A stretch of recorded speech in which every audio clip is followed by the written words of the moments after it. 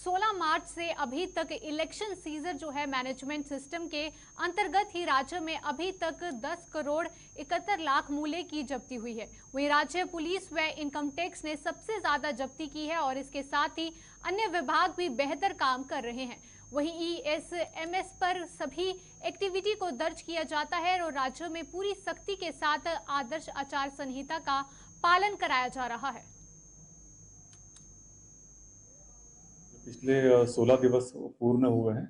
इस अवधि में निर्वाचन आयोग के द्वारा इलेक्शन सीजर मैनेजमेंट सिस्टम को लागू किया गया था। ईएसएमएस व्यवस्था ये प्रथम बार राज्य में प्रयोग किया जा रहा है। इसके माध्यम से जनपद में जितनी भी विभिन्न एनफोर्समेंट एजेंसीज हैं, इसमें पुलिस विभाग है, इनकम टैक्स है, एक्साइज विभाग, कस्टम्स और अन्य सभी विभाग इसके ऊपर इस पोर्टल के माध्यम से रिपोर्टिंग का कार्रवाई करेंगे। इस पोर्टल पर रिपोर्टिंग प्रारंभ करने के उपरांत जो अब तक की प्रगति है, गत 16 दिवसों में 16 मार्च से लेकर आज तक की तिथि तक 10 करोड़ 71 लाख का सीजर का मूल्य हमको प्राप्त हुआ है। सभी सीजर्स की जो वैल्यू है वो 10 करोड़ 71 लाख है। इसमें जो प्रमुख अच्छा कार्य जिस एजेंसी ने किया है, राज्य पुलिस के द्वारा अच्छा कार्य किया गया है। उनके द्वारा 5 करोड़ 29 लाख का सीजर करने की कार्रवाई की गई है। इसके उपरांत जो सेकंड एजेंसी जिसने अच्छा कार्य किया है उसमें इनकम टैक्स डिपार्टमेंट है, जिन्होंने 4 करोड़ 95 लाख का सीजर करने में सफलता पाई है। इसके उपरांत जो तीसरी एजेंसी है जिनका अच्छा उपलब्धि रहा है वो आबकारी विभाग है, जिनके द्वारा 39 लाख रुपए की सीजर करने में उन्हें सफलता पाई है। यही आंकड़े अगर हम 2019 के लोकसभा चुनाव के मद्देनजर उसको अगर कंपेयर करते हैं तो दोनों का जो कंपैरिजन है उसके आधार पर पुलिस विभाग के द्वारा 2019 में 1 करोड़ 97 लाख का सीजर किया गया था संपूर्ण निर्वाचन अवधि के दौरान, जो कि अभी आज की तिथि तक 5 करोड़ 29 लाख हो चुका है। इनकम टैक्स डिपार्टमेंट में 2019 में 45 लाख रुपए का सीजर करने में सफलता पाई थी। आज की तिथि में वो 4 करोड़ 95 लाख है। इसी प्रकार आबकारी विभाग ने 2019 में 19 लाख रुपए की ही शराब जब्त करने में सफलता पाई थी, जिसकी आज की वैल्यू जो है 39 लाख है। ये उनका एजेंसी वार विवरण है। कंपोनेंट वाइज जो हमने सीजर किया हुआ है, इसमें कैश का सीजर हमने सबसे अधिक किया हुआ है। 3 करोड़ 59 लाख का सीजर कैश के सामग्री में हुआ है। 3.59 करोड़ जो नार्कोटिक्स और ड्रग्स और एनडीपीएस आधारित जो मामले उसमें जो सीजर हुआ है उसका मूल्य 2 करोड़ 55 लाख तक हुआ है। आबकारी के मामले में ये मूल्य जो 1 करोड़ 86 लाख का हुआ है। और जो अन्य सामग्री है जिसमें बहुमूल्य पदार्थ भी हो सकते हैं या मेटल्स भी हो सकते हैं, जिसमें सोना चांदी या अन्य सामग्री हो सकती है, उसका कीमत मिलाकर सब 2 करोड़ 70 लाख का सीजर वैल्यू निकल के सामने आया है। जिस जनपदों में अच्छा कार्रवाई हुआ है उन जनपदों में प्रमुखता से हरिद्वार जनपद में बेहतर कार्रवाई नजर आ रही है, जिसमें 6 करोड़ 80 लाख का सीजर केवल हरिद्वार जनपद के टीमों के द्वारा किया गया है। उसमें सभी टीम शामिल की जाएंगी। इसमें आईटी डिपार्टमेंट, पुलिस विभाग, आबकारी सब मिलाकर ये मूल्य बन रहा है। इसके उपरांत नैनीताल जनपद में 1 करोड़ 1 लाख का सीजर करने में सफलता पाई है। और जो उसके उपरांत जो नंबर आ रहा है वो उधम सिंह नगर का और पौड़ी जनपद का आ रहा है, जिन्होंने लगभग 90 लाख रुपए के सीजर उन्होंने दोनों जनपदों द्वारा किया गया है। तो ये आज तक का प्रगति हम लोग आपको बता रहे हैं।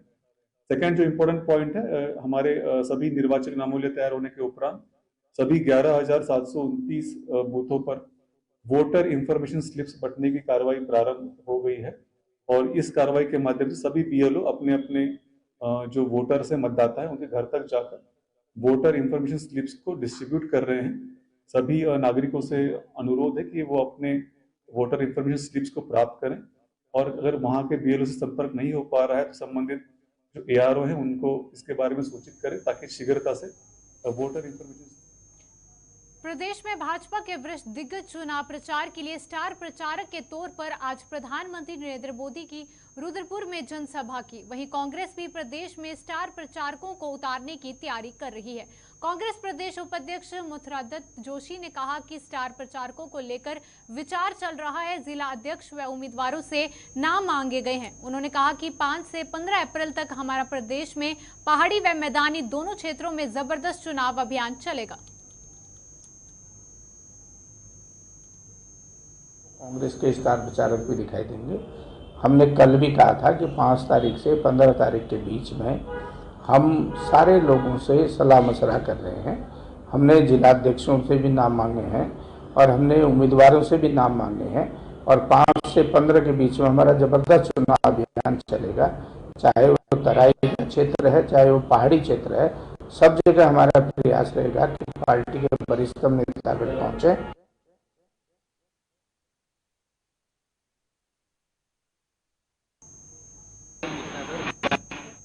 नैनीताल लोकसभा सीट से भाजपा प्रत्याशी व केंद्रीय रक्षा एवं पर्यटन राज्य मंत्री अजय भट्ट ने आज नैनीताल में रोड शो किया, जिसमें कि भाजपा के वरिष्ठ कार्यकर्ताओं सहित नैनीताल विधायक सरिता आर्य भी मौजूद रही। वहीं अजय भट्ट ने कहा कि शीर्ष नेतृत्व में उन्हें दोबारा नैनीताल लोकसभा के लिए टिकट दिया गया है, जिसे भाजपा के साथ स्थानीय जनता का पूरा समर्थन मिल रहा है। वहीं रोड शो के दौरान बड़ी संख्या में पहुंचे लोगों ने उनका स्वागत किया। नैनीताल पहुंचे लोकसभा प्रत्याशी अजय भट्ट ने कहा कि उत्तराखंड की 5 लोकसभा सीट भारतीय जनता पार्टी की झोली में जाएगी।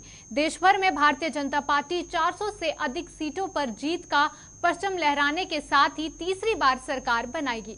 वहीं अजय भट्ट ने कहा कि कल रुद्रपुर में होने जा रही प्रधानमंत्री की रैली को लेकर लोगों में काफी ज्यादा उत्साह है और प्रदेश भर में बड़ी संख्या में लोगों ने रुद्रपुर पहुंच के उम्मीद जताई। वहीं लोकसभा चुनाव के लिए सभी सियासी दलों ने अपना चुनाव प्रचार तेज कर दिया है और इसी क्रम में आज नैनीताल लोकसभा सीट से कांग्रेस प्रत्याशी प्रकाश जोशी ने अपनी चुनाव प्रचार में तेजी लाने के लिए लालकुआं नगर के मुख्य बाजार में चुनावी कार्यालय का शुभारंभ किया। इस दौरान कांग्रेस प्रत्याशी प्रकाश जोशी ने इस बार देश में कांग्रेस की सरकार बनने का दावा करते हुए कहा कि केंद्र सरकार ने अग्निपथ योजना के द्वारा देश भर के नौजवानों के रोजगार को समाप्त कर दिया है। उन्होंने कहा कि केंद्र और राज्य में सरकारी तमाम पद खाली पड़े हुए हैं, लेकिन डबल इंजन सरकार द्वारा बेरोजगारों को रोजगार उपलब्ध नहीं कराया जा रहा है। देश भर में लोग महंगाई से परेशान हैं, जिसके चलते भाजपा को अब लोकसभा चुनाव में हार का डर सता रहा है और मोदी सरकार गैर भाजपाई दलों और नेताओं को सीबीआई, ईडी व इनकम टैक्स सहित विभिन्न केंद्रीय और जांच एजेंसियों के माध्यम से परेशान कर रही है। यहाँ पर हम रुकेंगे, एक छोटे से प्रदर्शित करना राहनीय प्रयास है। वहीं फिल्म के मुहूर्त पर मौजूद संयुक्त निर्देशक सूचना कलम सिंह चौहान ने कहा कि इस पहली जौनसारी फिल्म को जौनसार भावर में फिल्माई जाएगी, जिससे कि जौनसार भावर की संस्कृति, यहाँ के रीति रिवाज एवं ऐतिहासिक स्थलों के बारे में लोग को परिचय कराया जाएगा। वहीं फिल्म शुद्ध रूप से जौनसारी बोली भाषा पर आधारित है और इसमें कार्य करने वाले कलाकार भी सभी जौनसार भावर के हैं और ये फिल्म जौनसार भावर के लिए मील का पत्थर साबित होगी। और पहले जौनसारी पिक्चर फिल्म मेरा गांव की भाट के लेखक और निर्देशक अनुज जोशी ने कहा कि ये जौनसार भावर की संस्कृति पर आधारित जो फिल्म है और जिसे देखकर दर्शक जौनसार भावर को बारीकी से समझ पाएंगे और जौनसार भावर के लोग इस फिल्म को देखकर गर्व की अनुभूति करेंगे। निश्चित रूप से एक इतिहास बन रहा है कि पहली बार जौनसार भावर की फीचर फिल्म बड़े पर्दे पे आपको देखने को मिलेगी और उस फिल्म का नाम है गांव की बाट। मुझे कई बार इसकी पीड़ा होती थी कि हमारे जो जौनसार भावर की जो कला है, संस्कृति है, हमारे जो रीति रिवाज है, हमारे जो खान पान है, हमारे जो मकान है, किस तरह की यहाँ की कला और संस्कृति बड़े पर्दे पे कैसे आ सकती है। तो कई सालों से इसका प्रयास कर रहा था और वो एज ए डायरेक्टर के रूप में हमको अनुज जोशी जी मिले और सब पूरे टीम ने इस पे पिछले 3-4 साल से काम कर रहे थे और उस काम को आज धरातल पे लाने का ये मौका मिला है। इसके लिए पूरे जौनसार भावर, पूरा हिमाचल, पूरा रवाई, निश्चित रूप से जब ये फिल्म तैयार हो जाएगी सभी लोग इस फिल्म को देखेंगे और मैं विश्वास दिलाता हूँ कि जब इस फिल्म को रिलीज करेंगे तो निश्चित रूप से जो पब्लिक है उनकी आंखों में आंसू होंगे। सर देखा गया है देश में तो अब महिला सशक्तिकरण की महिला एम्पावरमेंट की बात हो रही है। जौनसार में हमने देखा है सर कि पहले से ही प्रथा है ये कि लड़की के लिए एक बांटे की व्यवस्था थी, चाहे वो बिस्सू हो चाहे वो माघ हो। तो क्या आपकी मूवी में ये सब कनेक्ट है, ये जो बिल्कुल दिलों से जोड़ता है? बिल्कुल, वो पूरी फिल्म में कनेक्ट है। जैसे आजकल आप जो शादी जौनसार बाबर में हो रही है, उसको बारात जैसे और देश में शादी होती है वैसे शादी हो रही है। लेकिन हमारे जो जौनसार बाबर की शादियां पहले होती थी उसको जुजोड़ा पद्धति बोलते थे, और जुजोड़ा पद्धति से वो शादियां होती थी। और आज जो फिल्म हम बना रहे हैं उस फिल्म में भी वो जुजोड़ा पद्धति को दिखाया गया, यानी पूरी फिल्म में जो जौनसार बाबर के पौराणिक रीति रिवाज है, वो जो परंपराएं हैं, उन परंपराओं के आधार पर, और जो इतिहास है, जो इतिहास एक प्रकार से प्रमाणित इतिहास है, उन सब का समावेश करके इस फिल्म के माध्यम से दिखाने का प्रयास किया जा रहा है। सर, अब जैसे देखने में आ रहा है कि अब लोगों का जो रुचि है वो क्षेत्रीय फिल्मों की तरफ ज्यादा हो रही है, तो क्या इसमें जौनसार बाबर के युवा भविष्य को किस प्रकार से आप देखते हैं? आपने देखा होगा कि जो मूवी जौनसार बाबर की चूंकि अभी तक बनी नहीं थी, लेकिन जो जौनसार बाबर के कलाकार थे अभी तक वो केवल एल्बम तक सीमित थे।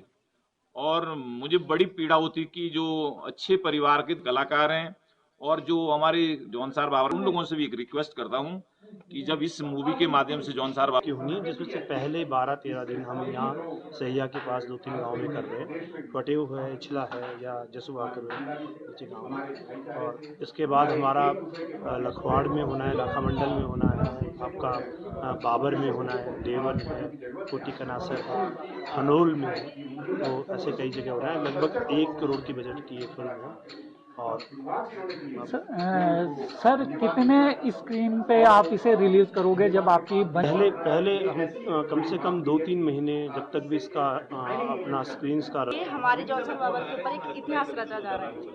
तो बस ये सब आगे आप देख सकते हैं। जैसे फिल्म है या गायकी है, इसके क्षेत्र में जौनसार बाबर की परंपरा रही है, महिलाएं इसमें संकोच करती है, लेकिन आपने जो है इसमें काम कर रहे हैं। तो नहीं सर, पहले मुझे लग रहा था कि नहीं, मुझे भी नहीं करनी चाहिए इस चीज में, लेकिन जब मुझे पता चला कि नहीं जौनसार बाबर के कल्चर्स के बारे में, तो मैंने तो बढ़ के हिस्सा लिया इसमें। और मुझे बहुत खुशी ये हुई कि मुझे इसमें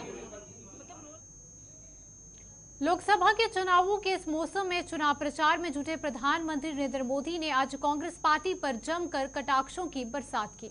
उत्तराखंड के रुद्रपुर में आयोजित रैली में पहुंचे प्रधानमंत्री ने अपने संबोधन में राहुल गांधी द्वारा हाल ही में दिए गए एक बयान का हवाला देते हुए उनकी जमकर खिंचाई की। वहीं प्रधानमंत्री ने तंज कसा कि देश के विकास के लिए भाजपा द्वारा की जा रही कोशिशों के सत्ता से 10 साल बाहर रही कांग्रेस अब देश में आग लगाने की बात कर रही है। प्रधानमंत्री ने कहा कि इमरजेंसी वाली कांग्रेस का भरोसा अब लोकतंत्र पर नहीं बचा है और यही वजह है कि वो लोकतंत्र के खिलाफ लोगों को भड़का रही है। देश में घुसपैठ को बढ़ावा देने वाली कांग्रेस अब नागरिकता संशोधन कानून का विरोध करने पर उतर आई है, लेकिन वो अपने इरादों में सफल नहीं हो पाएगी। दूसरी ओर प्रधानमंत्री ने रुद्रपुर की धरती से ऐलान किया कि तीसरी बार सत्ता में आने पर भाजपा का लक्ष्य लोगों को 24 घंटे मुफ्त बिजली योजना देना है, जिसके लिए पीएम सूर्य घर मुफ्त बिजली योजना की शुरुआत पहले से ही हो चुकी है। भाइयों और बहनों, मोदी के इन प्रयासों के बीच कांग्रेस और इंडी गठबंधन ने अपने इरादे दिखा दिए हैं। कांग्रेस के शाही परिवार के शाहजादे ने ऐलान किया है कि अगर देश ने तीसरी बार बीजेपी सरकार को चुनी, आग लग जाएगी। 60 साल तक देश पर राज करने वाले 10 साल सत्ता से बाहर क्या रह गए? अब देश में आग लगाने की बात कर रहे हैं। क्या ये आग लगाने की बात आपको मंजूर है? क्या इस देश को आग लगाने देंगे? क्या आग लगाने की ये भाषा उचित है? क्या ये आग लगाने वाली भाषा लोकतंत्र की भाषा है? ऐसे लोगों को सजा करोगे? पक्की सजा करोगे? चुन चुन करके साफ कर दो। इस बार इनको मैदान में मत रहने दो भाइयों।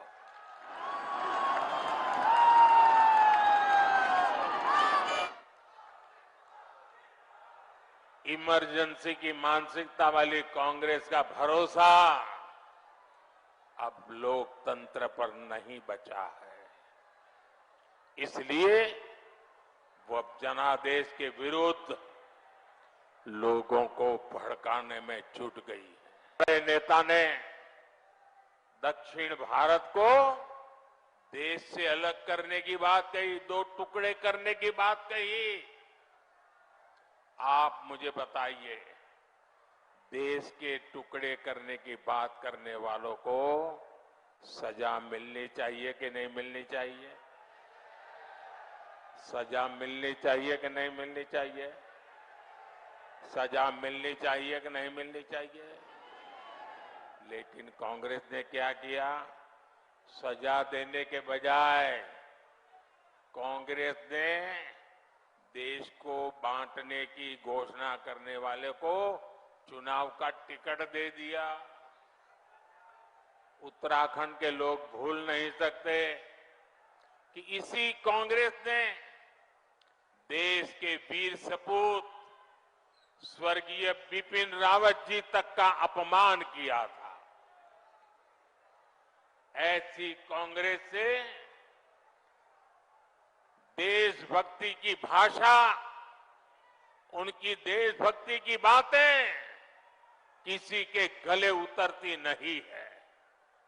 साथियों, कांग्रेस तुष्टीकरण के दलदल में ऐसा धंस गई है कि कभी देश हित का सोच ही नहीं सकती।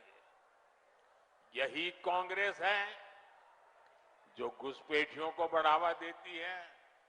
लेकिन जब भाजपा सीएए के माध्यम से मां भारती में आस्था रखने वालों को भारत की नागरिकता देती है, तो कांग्रेस को सबसे ज्यादा तकलीफ होती है। इस क्षेत्र के लोग भी जानते हैं कि पाकिस्तान और बांग्लादेश से जो शरणार्थी आए हैं, उनमें से अधिकतर दलित परिवार है, हमारे सिख भाई बहन हैं, हमारे बंगाली भाई बहन हैं।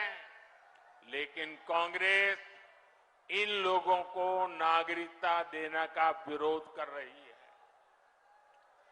कांग्रेस कितना भी घोर विरोध करे, इन लोगों के पास मोदी की गारंटी है।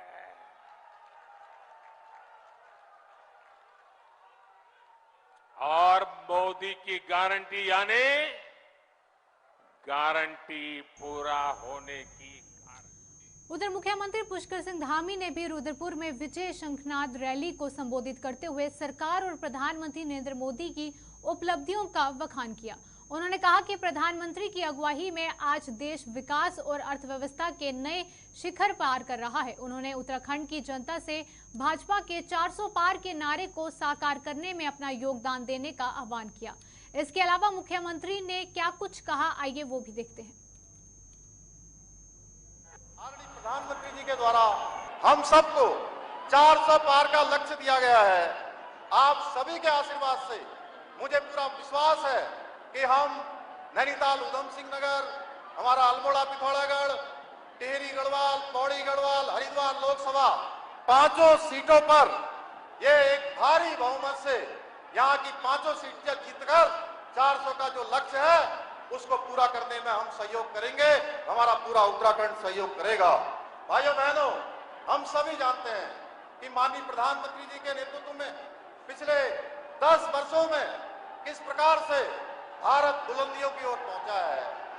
माननीय प्रधानमंत्री जी ने अपने 10 सालों के कालखंड में एक एक पल और एक एक क्षण भारत माता को समर्पित किया है, 140 करोड़ भारतवासियों को समर्पित किया है, जिनको अपना परिवार मानकर उन्होंने काम किया है और जो विकास के कीर्तिमान स्थापित किए हैं। मैं कह सकता हूं भाइयों बहनों, भूतो न भविष्यति। इन 10 वर्षों में मैंने भारत की नवनिर्माण की जो सफल यात्रा है, उस सफल यात्रा को देखा है। हम सब साक्षी हैं।